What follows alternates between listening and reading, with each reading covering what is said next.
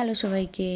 তো বন্ধুরা, আজকে আমি চেল্লা রুটি করব। তো চেল্লা রুটি করার জন্য এই দেখো চালের গুঁড়ি গুলে নিয়েছি জলে, মানে ঠান্ডা জলে, আর একটু লবণও দিয়ে দিয়েছি। আর এদিকে তাওয়াও গরম হয়ে গেছে, তাওয়াটার উপর আমি তেল দিয়ে দিয়েছি।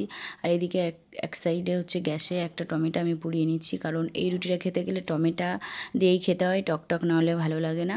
তো এই দেখো তাওয়াটা গরম হওয়ার পরে এই যে আমি পাতলা করে আর কি যেটা আমি গুলে রেখেছিলাম চালের গুঁড়ি দিয়ে, তো সেটা আমি দিয়ে দিয়েছি তাওয়ার উপরে। তো এটাই দেখে দেখো হয়েও গেছে। তারপর খানিকক্ষণ হয়ে যাওয়ার পরে আমি এই যে উল্টে দিয়েছি। আর এই দিকে হচ্ছে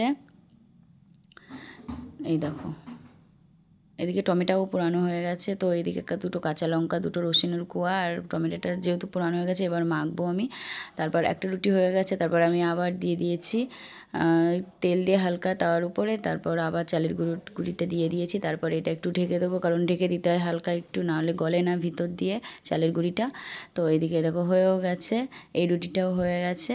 তো এইদিকে আমি আর কি চাটনিটা বানিয়ে নিয়েছি, টমেটোর চাটনি। এই দেখো ভালো করে মেখে নিচ্ছি আমি। তো মেখে নেওয়ার পরে এই যে রেডি হয়ে গেছে আমার টমেটোর চাটনি। তো তোমরাও বাড়িতে এইভাবে ট্রাই করতে পারো, খুবই সুন্দর লাগে খেতে, সকালবেলা আরও বেশি ভালো লাগে। এই যে আমার দুটো রুটি হয়ে গেছে রেডি, আমি দুটো রুটিই করেছি। তো এইদিকে আমার পুরো কমপ্লিট।